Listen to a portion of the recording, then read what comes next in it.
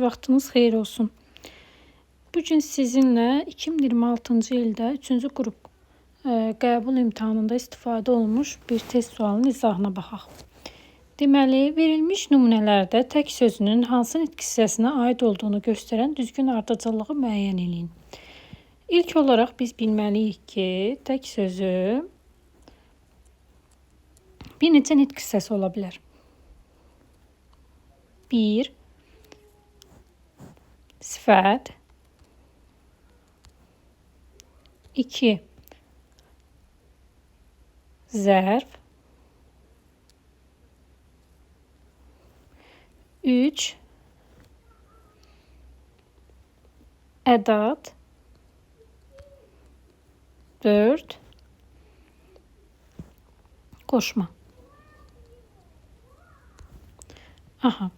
İndi bizə 4 cümlə verilib və bunları uyğunlaşdırmaq tələb olunur. Birinci cümlə belədir.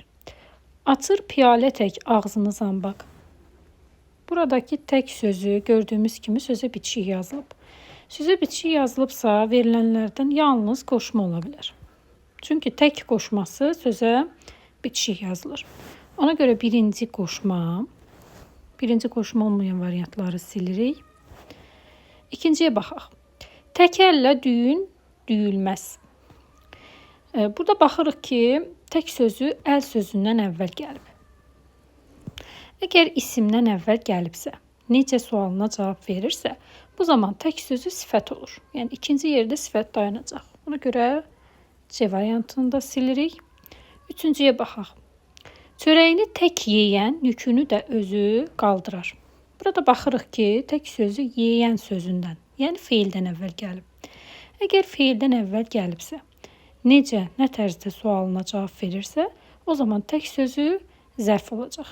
Ona görə A variantını da silirik. Düzgün cavab B qalır, amma yenə də 4-ə də baxaq. Mənə çətin gündə dayaq tək sənsən. Baxırıq ki, burada tək sözü yalnız bircə sözləri ilə də əvəz oluna bilər. Yoxlayaq. Mənə çətin gündə dayaq yalnız sənsən, bircə sənsən, təkcə sənsən. Deməli, buradakı tək sözü də ədəd olacaq. Ümumiyyətlə, köməkçi nitq hissələri ilə işləyəndə sinonimlərdən istifadə eləmək çox əlverişlidir.